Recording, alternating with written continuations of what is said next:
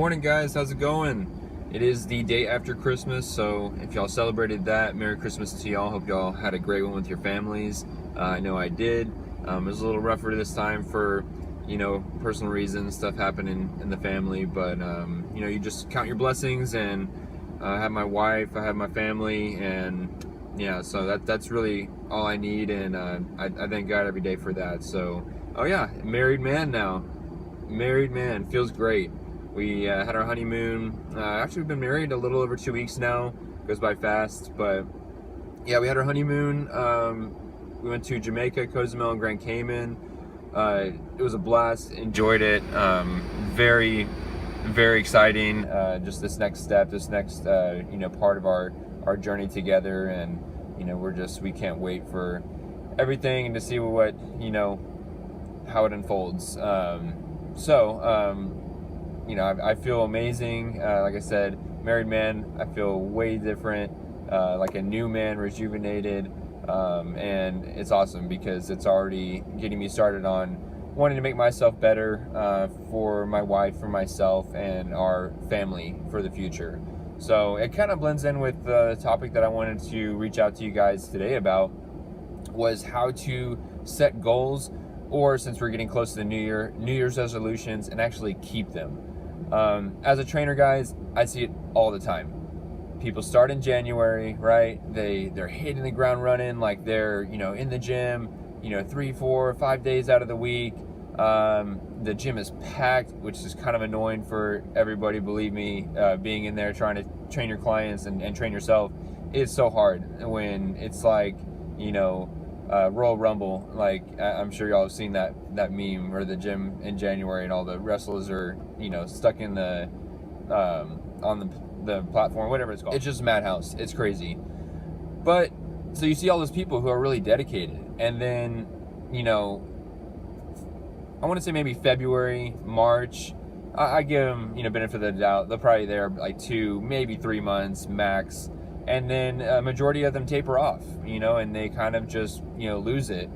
And there's a lot of reasons why, that happens. I'm not going to sit there and talk about all the different reasons why that happens, but you have to be prepared. So most of those people, they're really excited about that goal, but they had no plan. They just knew they wanted to do something, which is great. They got started, but then they had no way of, maintaining that, no way of tracking that, I should say. So the first thing I want to talk about, and this is something that I, instill in my own clients, is to make a SMART goal. That's how you're going to keep your goals. So a SMART goal, SMART is actually an acronym. So I'll break it down for you. The first letter, S, meaning specific. You want your goal to be specific. So you want to write down exactly what you want to do. Lose 20 pounds. Or if it's a long-term goal, I would suggest to do that. And I'll talk about how to break that into short-term goals. So start with your long-term goal. Be specific. Exactly what you want. For me, be at 215 pounds. Have our house, have our down payment for my wife and I's house in 6 months. That's a big goal for me for 2018. So make it specific. Make it something that, and I have a specific number for the deposit that I want, like all that. So be specific about it. Write it down. The next letter, M, measurable. So you want your goal to be measurable. You want to be able to find some way to track it. So whether that's numerical, monetary, and in my case with the house, find some way to be able to measure it. If you go very general and just say, lose weight, that's great. That's a general goal, but break it down, make it specific so you have something to aim for. That's really, really important. The next letter, A, is going to be attainable. Make something to where it's, not like you're not going to be defeated, by trying to get to this goal. Make it something that you can realistically attain. And that kind of blends into the next letter, are, which is realistic. So a lot of people don't make realistic goals. They, their long-term goal, might be realistic, but they kind of blend that in with their short-term goal. And I get it all the time where someone's like, I ask them, oh, how many days a week do you see yourself coming into the gym to work out? And they say, oh, I see maybe about, 5 days out of the week. And I was like, oh, wow, that's great.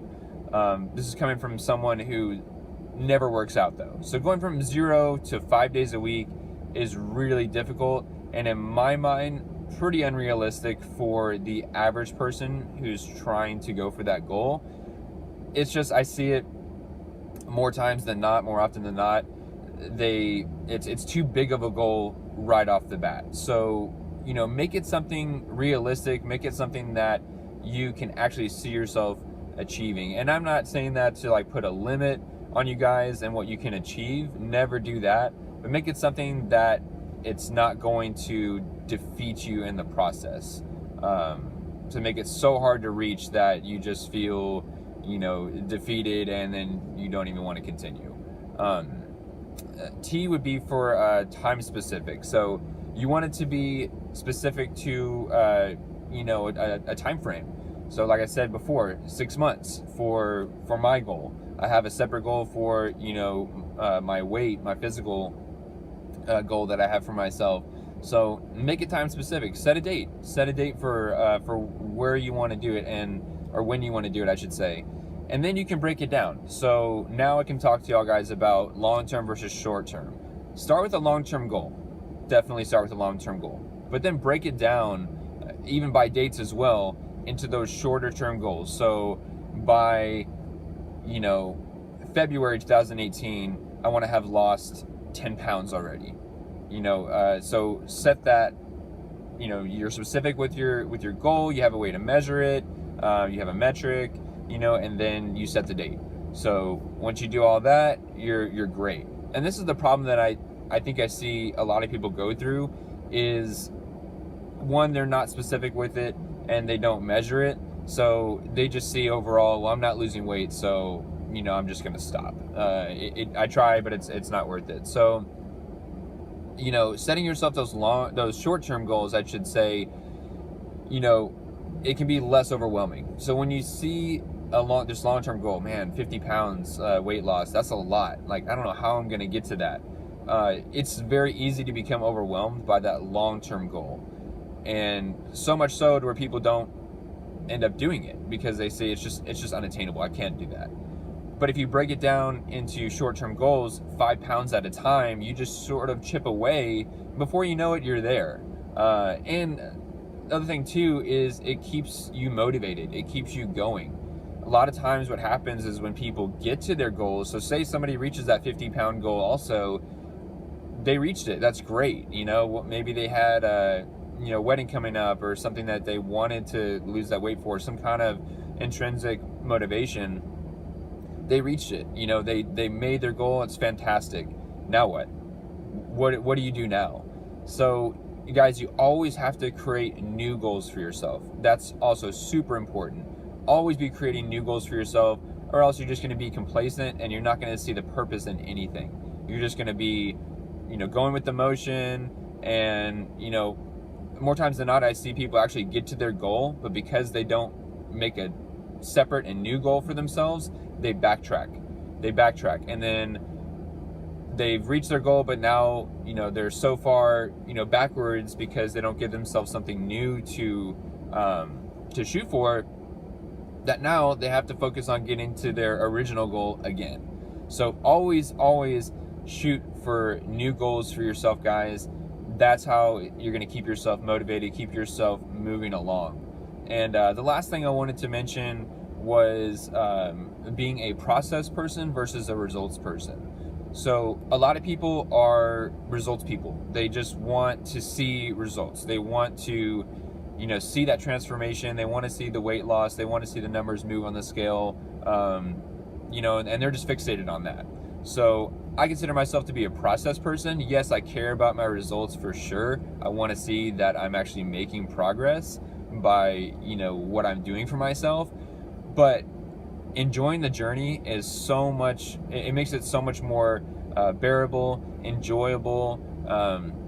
You're not worried about that long-term goal as much. You're not overwhelmed as much because you're enjoying your time. And that's really what life is all about, is enjoying the moments in between. Same goes for, a goal you're trying to reach. So, try and be a process person. It's a long journey, especially a fitness journey. It's a long one. It's meant to be a healthy lifestyle. So always remind yourself of that, is, even after you reach that initial goal you have set for yourself, this is a lifelong journey. This is a lifelong lifestyle that we lead, and that seeing it in that way is going to make it that much more enjoyable and get you to kind of shoot for different and new goals along the way. So just wanted to talk to you guys about that. Those are some ways to kind of look at goals and resolutions, so you don't become one of the many that start and then stop right away when they're not seeing results.